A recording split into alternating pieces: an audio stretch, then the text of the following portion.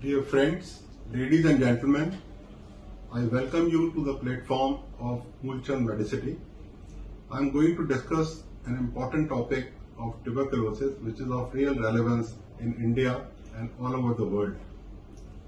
Tuberculosis is a disease which is a kind of a phthisis. That means it consumes not only the fat, it consumes the muscles. The weight loss in TB is due to the muscle loss.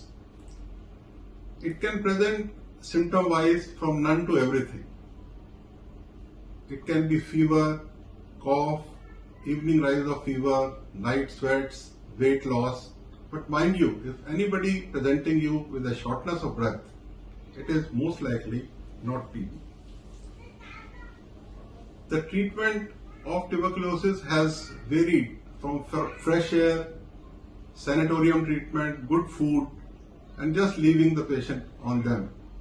Whosoever survived because of his immunobiology survives. Then came the era of pneumothorax, causing collapse of the cavities, and many patients got better with this. With the drug treatment, the initial drugs streptomycin, INH, thiacerazone, PAS, which were given for a period of 1 to 1.5 years, many patients got better.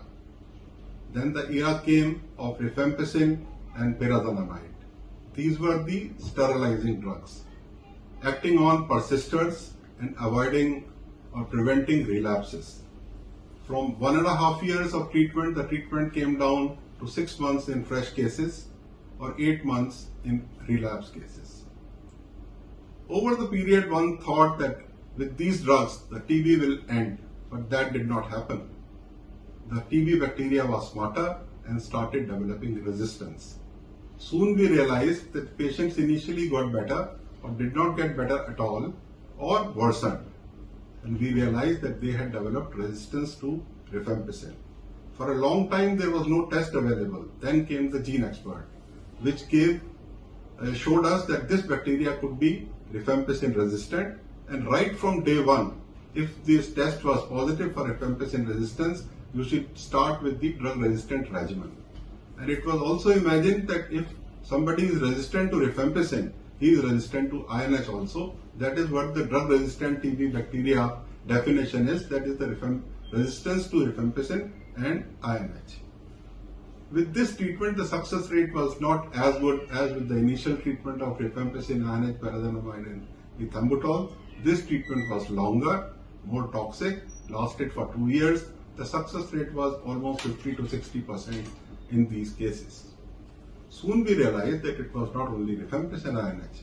There could be single INH resistance, there could be resistance to many more drugs.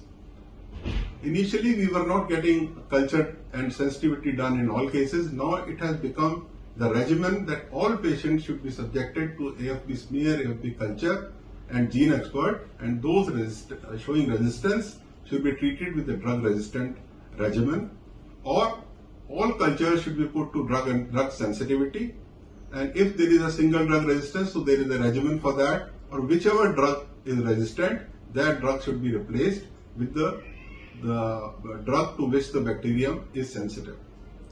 For a long time, there was no drug available, new drug available for resistant TB. Then came the drug of bedaquiline and delamanate. Bedaquiline is a wonder drug, but only available in government institutions. With this inclusion of this, the treatment of drug resistance TB has been simplified, and to the extent that with the combination of delamanate and bedaquiline and pyrazinamide, the treatment has been shortened to 6 to 8 months. So basic crux is, as and when you are diagnosed TB, you should take treatment. It should be culture-based treatment, sensitivity-based treatment, and if there is a resistance, it should be identified early. And in spite of all this, we have been able to achieve a grand success, but still there are people dying of TB. So be careful, get diagnosed early, take proper treatment from a doctor, and never become irregular in treatment, because this is the most important cause of drug-resistant TB.